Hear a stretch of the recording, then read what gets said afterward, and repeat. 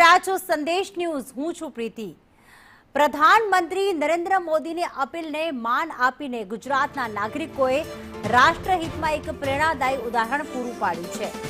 નાયબ મુખ્યમંત્રી હર્ષ સંઘવીએ એક્સ પર પોસ્ટ દ્વારા જણાવ્યું કે પીએમની અપીલના પગલે છેલ્લા 2 દિવસમાં સોનાની ખરીદીમાં નોંધપાત્ર ઘટાડો જોવા મળ્યો। ગુજરાતીઓએ અંગત રોકાણ કરતા દેશના આર્થિક હિતને પ્રાથમિકતા આપીને પોતાની સાચી દેશભક્તિ પ્રદર્શિત કરી।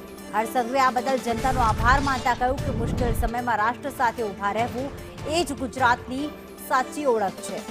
સમગ્ર રાજ્યમાં સોનાના વેચાણમાં આવેલો આ ઘટાડો લોકોના અતૂટ વિશ્વાસનું પ્રતીક છે।